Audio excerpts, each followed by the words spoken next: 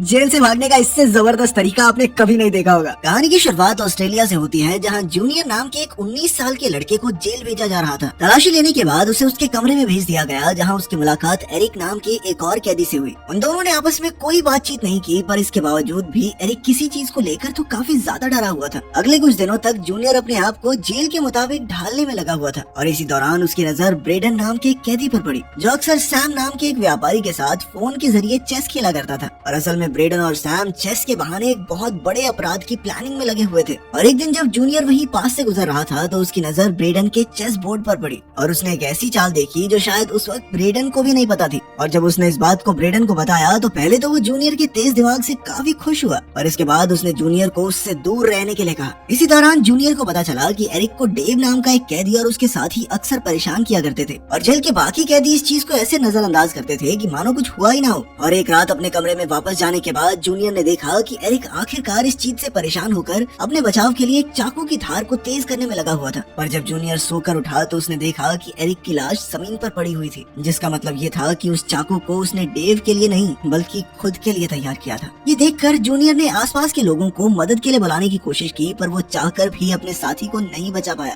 और अब एरिक के जाने के बाद डेव और उसके साथियों का अगला निशाना कोई और नहीं बल्कि जूनियर ही था। और एक शाम उसे अकेला पाते ही डेव और उसके साथियों ने उसे घेर लिया, लेकिन ऐन वक्त पर ब्रेडन और उसके साथियों ने जूनियर को बचाया। जिसके बाद ब्रेडन ने उसे बात करने के लिए अपने कमरे में बुलाया, जहाँ उसने सबसे पहले जूनियर को कहा कि उसे खुद के लिए लड़ना होगा, कोई और नहीं लड़ने वाला उसके लिए। और साथ ही वो ये बात अच्छे से जानता था कि जूनियर अकेला डेव और उसके आदमियों से नहीं लड़ सकता। इसलिए उसने जूनियर के सामने एक प्रस्ताव रखा, जिसके मुताबिक वो और उसके आदमी जेल के अंदर जूनियर की रक्षा करेंगे, और इसके बदले में जूनियर को जेल से निकलते ही ब्रेडन के कुछ काम करने थे। उसकी पूरी बात सुनने के बाद जूनियर ने सोचने के लिए कुछ दिनों का समय मांगा, और कुछ दिनों बाद एक बार फिर से डेव और उसके साथियों ने जूनियर को अकेला पाकर उस पर हमला कर दिया। और इस बार भी ब्रेडन ने ऐन वक्त पर वहां पहुंचकर उसे बचा लिया, और साथ ही डेव का आतंक खत्म करने के लिए उसने डेव को सीढ़ियों से नीचे गिरा दिया। इस घटना के तुरंत बाद ही जूनियर ने ब्रेडन की कही हुई बात को मान लिया, और अब उसे जेल से निकलते ही सैम नाम के एक आदमी से मिलना था, जो उसे हथियार के साथ साथ एक छुपने का ठिकाना भी देने वाला था, जिसकी मदद से जूनियर को एक हेलीकॉप्टर को हाईजैक करके जेल के अंदर लाना था, ताकि ब्रेडन और उसके साथी जेल से भाग सके।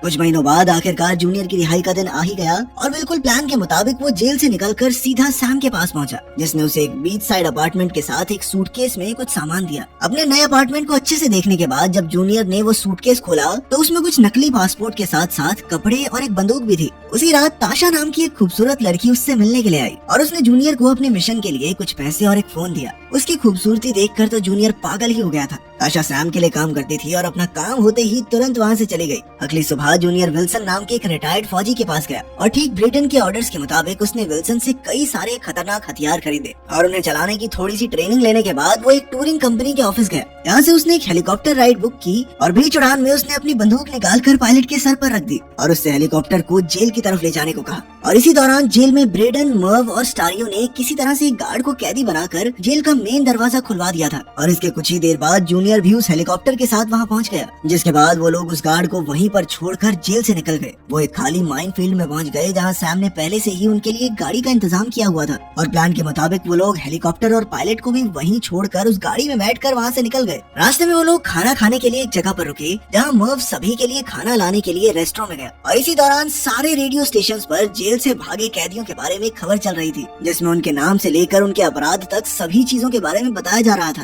और इसी के जरिए उन्हें पता चला कि असल में मर्व एक छोटी बच्ची को छेड़ने के जुर्म में जेल में आया था। ये खबर सुनकर ब्रेडन और स्टारलो दोनों ही बहुत गुस्से में थे, क्योंकि मर्व ने उनसे ये बात छुपाई थी। और इसी गुस्से के चलते जब मर्व वापस आया, तो ब्रेडन ने उसे पीटना शुरू कर दिया, जिसके बाद वो लोग उसे एक अधमरी हालत में ही रोड पर छोड़कर चले गए। थोड़ी देर बाद वो तीनों उसी बीच साइड अपार्टमेंट में पहुंचे जो सैम ने उन्हें दिया था। स्टारलो को तो वो घर बहुत ज्यादा पसंद था, पर ब्रेडन ने कहा कि वो लोग यहाँ सुरक्षित नहीं है, क्योंकि वो घर चारों तरफ से खुला था। अगर गोलियां चलेंगी ना भाई, हर तरफ से गोलियां बरसेंगी हमारे ऊपर। इसके बाद वो सभी सैम से मिलने के लिए उसके घर गए, जहाँ सैम ने उन्हें असली प्लान के बारे में बताया। असल में सैम का प्लान एक गोल्ड माइन से पूरी 6 सोने की ईंटें चोरी करने का था, और इसके लिए उसने उन सभी के एंट्री कार्ड्स भी बनवाए, ताकि वो लोग इलेक्ट्रिशियन का भेस बनाकर उस माइन में घुस सके। और इस प्लान में कामयाब होने पर सैम उनमें से हर एक को $2-2 मिलियन देने वाला था। और इतने बड़े इनाम के बारे में सुनते ही ब्रेडन तुरंत इस चोरी के लिए तैयार हो गया। उसी शाम जूनियर एक बार फिर से ताशा से मिला, और अभी वो उससे बात करने की कोशिश कर ही रहा था कि तभी सैम के भतीजे जॉश ने उसे अचानक से पानी में धक्का दे दिया। जूनियर को तैरना नहीं आता था, और इसीलिए वो पूल में डूबने लग गया। और तभी ऐन वक्त पर ताशा ने पूल में कूदकर उसे बचाया।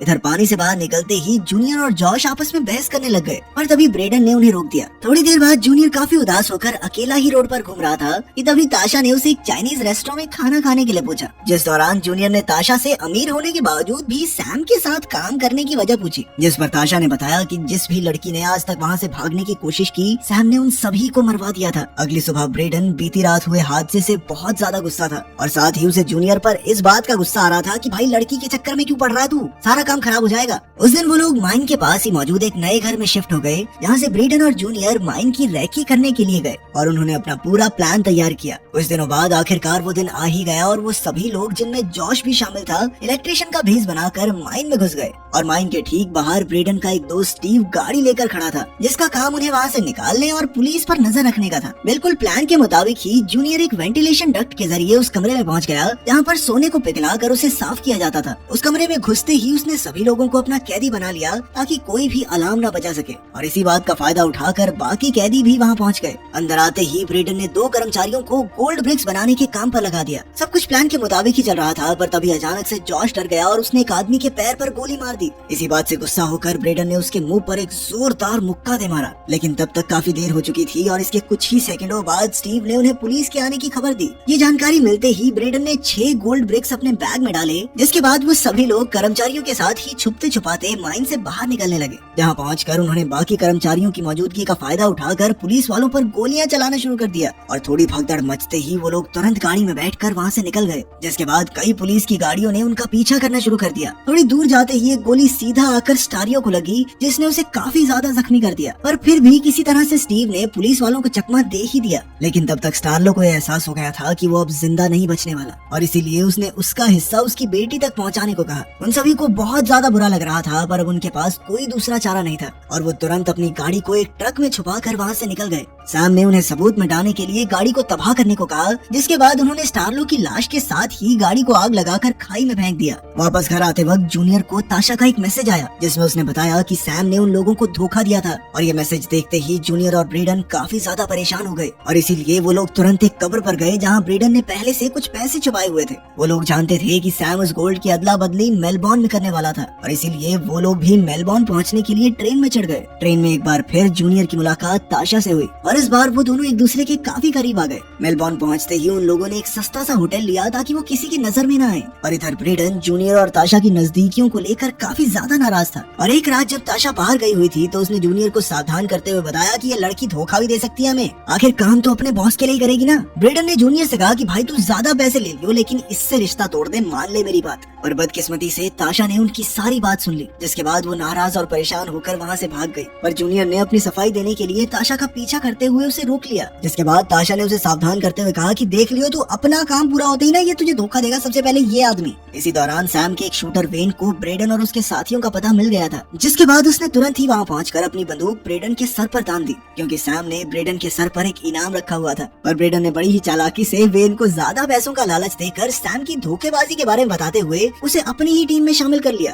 अगली सुबह जूनियर और ब्रेडन एक साथ उस जगह पर पहुंचे जहां सोने की अदला बदली होने वाली थी और उनके वहां पहुंचते ही उनकी नजर जॉश पर पड़ी, जो सैम की जगह पर डीलर से अदला बदली करने आया था। और तभी अचानक से वेन ने एक पिकअप ट्रक को फुल स्पीड में लाकर उन दोनों गाड़ियों में मार दिया, जिसके बाद उसने वहाँ मौजूद सभी लोगों पर अंधाधुंध गोलियां चलानी शुरू कर दी। और इसी मौके का फायदा उठाकर ब्रेडन और जूनियर ने सोने के बिस्किट्स वाला सूटकेस चोरी कर लिया, जिसके बाद वो लोग अपना हिसाब बराबर करने के लिए सैम के घर पहुंचे, जहाँ ब्रेडन ने बिना कोई वक्त गवाए सीधा सैम को गोली मार दी। इसके बाद ब्रेडन और जूनियर ने सभी से छुपकर एक होटल किराए पर लिया, जहाँ पहुंचते ही ब्रेडन ने गोल्ड से भरा सूटकेस एक बेड के नीचे छुपा दिया और वहीं दूसरी तरफ जूनियर किसी बहाने से बाहर निकला और उसने चुपचाप उस होटल का एड्रेस और चाबी ताशा को मेल कर दी। इसके बाद ब्रेडन और जूनियर ने एक बोट खरीद कर हमेशा के लिए देश छोड़ने का फैसला कर लिया और रास्ते में वही हुआ जो ताशा ने पहले से कहा था। पैसे आते ही ब्रेडन ने जूनियर को धोखा दे दिया और अब वो जूनियर को सिर्फ थोड़ा सा ही हिस्सा देने वाला था, लेकिन अब तक जूनियर ने भी कई सारे खूंखार अपराधियों के साथ काफी समय बिता लिया था और वो भी पहले से समझ चुका था कि भाई ये बंदा जरूर धोखा देगा, जिसके चलते उसने ताशा की मदद से असली सोने के पत्थर को ही बदल दिया था। ये खुलासा होते ही ब्रेडन गुस्से से पागल हो गया